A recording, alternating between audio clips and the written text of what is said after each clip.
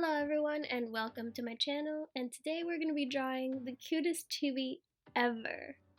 Okay, maybe not ever, but they did turn out pretty daggone cute if I do say so myself. So let's get into it. Okay, so the inspiration for this, let's say, was this drama that I recently finished watching. It's called Crash Landing on You. It's pretty good and pretty entertaining. It's basically about this girl that accidentally ends up in North Korea, and this guy that's North Korean, and he falls in love with her, and he tries to help her get back to South Korea. It's kind of like a Romeo and Juliet type of story. It wasn't very realistic, but it did inspire me to draw this, so I guess it was good. That's probably not the greatest promotion, but I guess I'm not trying to promote them, so.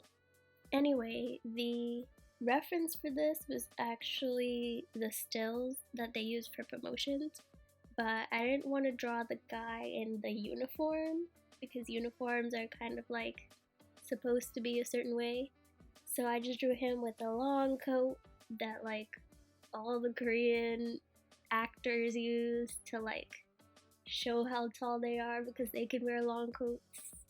I don't know. Back to the drawing. He was actually probably the hardest thing to draw, especially his face. She was a lot easier, probably because I'm used to drawing girls. In general though, I've been having a really hard time drawing faces recently. I don't know why, but I have. I think in this case, flipping the canvas horizontally really helped because it helped me to catch all the little details that were off. Also, with this one, I decided to do kind of a textured line art, which is different than what I normally do, so that took me a while. I didn't really know if I was gonna do it or if I was gonna do no line art, which I really like the no line art style, but you know, I tried something different. It was cute. I think it looks nice.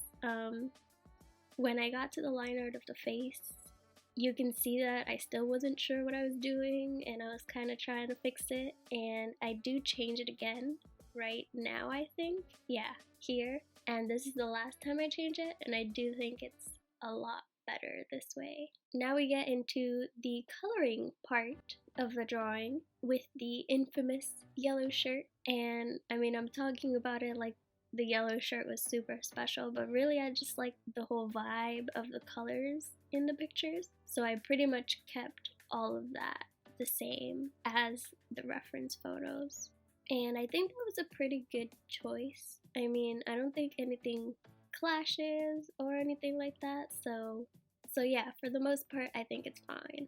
Oh my gosh, can we just talk about how creepy those eyes look when they're not colored in? Ugh. Okay, thank goodness I did that. Okay, moving on to the details, because I always get carried away with the details, and this time was no different.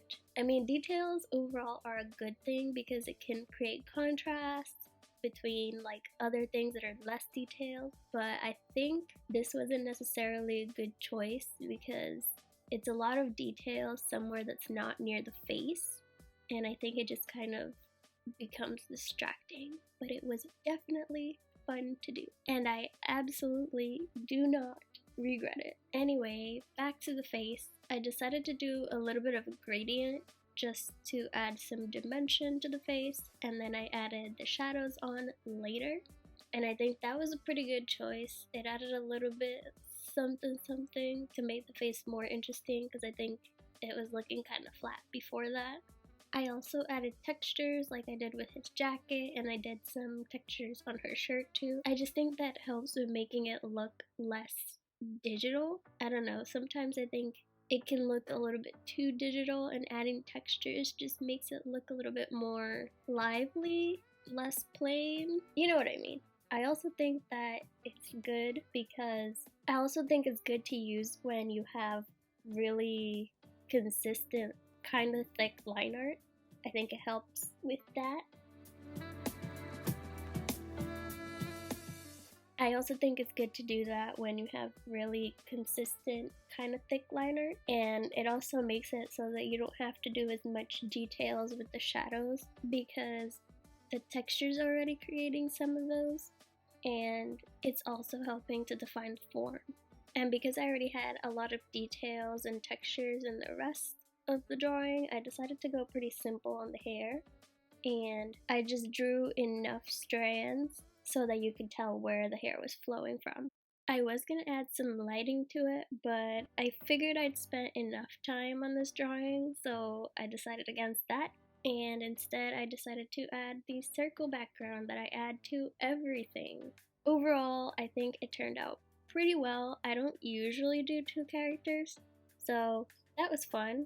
Probably won't do it too often though. Anyway, I think that's all for today. Let me know if you have any suggestions on what I should draw next in the comments below. Stay safe, and I hope to see you in the next video. Bye!